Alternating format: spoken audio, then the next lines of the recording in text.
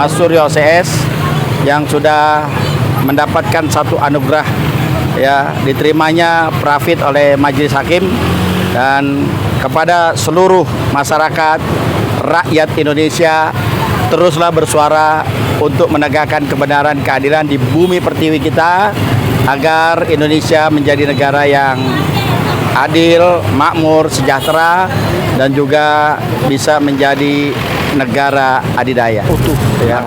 Langkah hukum ke depannya ya mudah-mudahan menjadi jurisprudensi ya bagi instansi yang akan melakukan satu tindakan ya, tidak semena-mena, tidak sewenang-wenang ya, dengan aturan yang ada, jangan sampai melanggar aturan yang sudah kita sepakati bersama. Intinya itu. Kedepannya agak lebih berhati-hati dalam bertindak, dalam mengambil langkah, karena sudah banyaklah ya kejadian-kejadian yang akhirnya ini bikin miris dilihatnya, bikin tidak enak.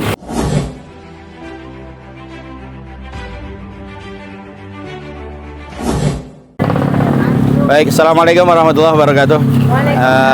Hari ini kita bersyukur kepada Allah Subhanahu Wa Taala, di mana Prafit pra peradilan Mas Roy Suryo ya dikabulkan oleh Majelis Hakim Pengadilan Negeri Jakarta Selatan. Ini membuktikan bahwa masih ada hati nurani hakim yang bisa melihat dengan terang benderang satu kebenaran.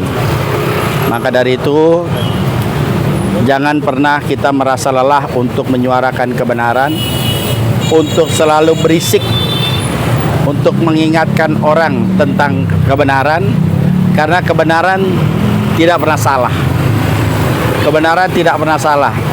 Mungkin kebenaran bisa dikalahkan karena materi dan lain sebagainya, tapi yakinlah kebenaran tidak pernah salah. Maka dari itu, sekali lagi selamat kepada Mas Suryo CS yang sudah mendapatkan satu anugerah ya, diterimanya Prafit oleh Majelis Hakim, dan kepada seluruh masyarakat rakyat Indonesia, teruslah bersuara untuk menegakkan kebenaran keadilan di bumi pertiwi kita agar Indonesia menjadi negara yang adil, makmur, sejahtera, dan juga bisa menjadi negara adidaya. Maka dari itu, sekali lagi seluruh para aktivis, mari sama-sama kita bergandengan tangan, kita bersatu padu untuk terus menegakkan kebenaran ini. Masih banyak hakim-hakim yang mempunyai hati nurani ya, contoh di Pengadilan Negeri Jakarta Selatan ini ya, menerima daripada Prafit Mas Roy. Sekali lagi, para lawyer, para penasihat hukum yang saat ini sedang berjibaku, ayo bersatu ya, lepaskan ego masing-masing.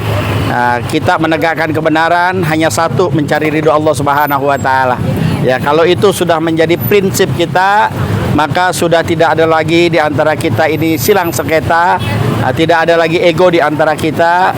Kedepankan persatuan dan kesatuan. Ingat, ini bukan karena satu dua orang kita berjuang, tapi ini untuk kepentingan bangsa negara dan untuk kepentingan anak cucu kita ke depannya. Terima kasih. Menurut Ustaz, akibat hukum dari putusan pra peradilan Pak Roy Suryo ini kelanjutannya apa sih, Om? Nah, ini dia yang memang kita tunggu, apa yang akan dilakukan oleh Polda Metro Jaya. Langkah apa lagi setelah Prafit ini dikabulkan oleh Pengadilan Negeri ya, kedepannya mudah-mudahan kita melihat sedikit demi sedikit ya, semuanya bisa terkuak, semuanya bisa terbongkar ya, bagaimana kebenaran ini tetap utuh ya.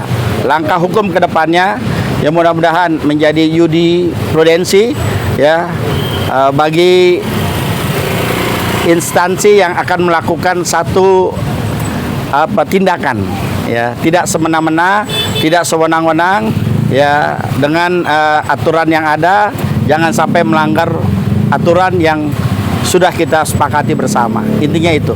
Kedepannya agak lebih berhati-hati dalam bertindak, dalam mengambil langkah, karena sudah banyak lah ya kejadian-kejadian yang akhirnya ini bikin miris dilihatnya, bikin tidak enak didengarnya ya, dengan langkah-langkah yang sudah diambil. Tapi dengan adanya pra-peradilan, dengan diterimanya pra-peradilan ini menjadi jurisprudensi, instansi terkait harus lebih hati-hati dalam melakukan tindakan dan tugasnya. Selanjutnya kan ini Pak Roy Suryo dan kuasa hukumnya kan akan melakukan langkah hukum selanjutnya, diantaranya akan mengajukan, sudah diterima terkait dengan gugatan perdata salah satu pelapor Pak Mana. Pendapatnya seperti apa? Ya, untuk perdata ini sampai saat ini mungkin saya belum mendapat informasi yang lengkap. Ya, tapi mudah-mudahan lah apa yang dilaporkan ya tentang ini semua ya semoga ada hasilnya dan bisa menjadi efek jerah. Jadi jangan sembarangan juga untuk mengeluarkan statement-statement itulah.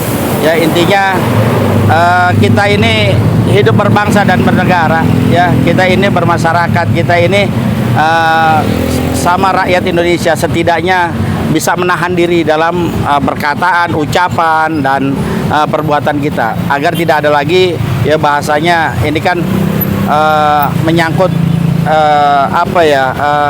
harga diri seseorang. Itu yang kita ingin katakan, bahwa sekali lagi hati-hatilah dalam berucap, dalam berkata, dalam bertindak.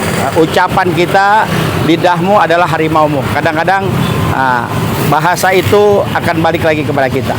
Terakhir, Bos, dari teman-teman pejabat ini kan di luar daripada teman-teman kuasa hukum ya, Bos.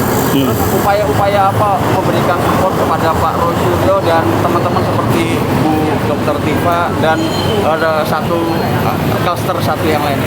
Ya, kita akan terus membersamai ya antara Mas Roy Suryo, Dr. Tifa, Rustam Effendi, Bunda Kurnia, dan juga Pak Rizal Fadilah. Kita akan selalu membersamai mereka. Mereka adalah pejuang bagi kami untuk menegakkan kebenaran dan keadilan di negeri ini. Mereka tidak bersalah. Mereka benar-benar orang yang mempunyai kompetensi untuk hal itu. Ya, jadi kami dari pejabat ya, pengacara Jawara Bela Umat terus akan membersamai. Dan ingat, di penasihat hukum itu juga banyak lawyer-lawyer dari pejabat ya. Ada kurang lebih 5-6 orang yang memang masuk dalam penasihat hukum itu, baik di Roy Suryo ataupun di Bu Tifa ataupun di klaster satu lainnya. Pada intinya kita terus mensupport mereka. Ya, bagaimanapun juga kita tidak akan membiarkan mereka berjalan sendiri. Kita tidak akan pernah membiarkan mereka berjuang sendiri, dan kita tidak akan pernah membiarkan mereka ini menegakkan kebenaran sendiri. Maka kami akan hadir untuk membersamai dan mensupport mereka, insya Allah.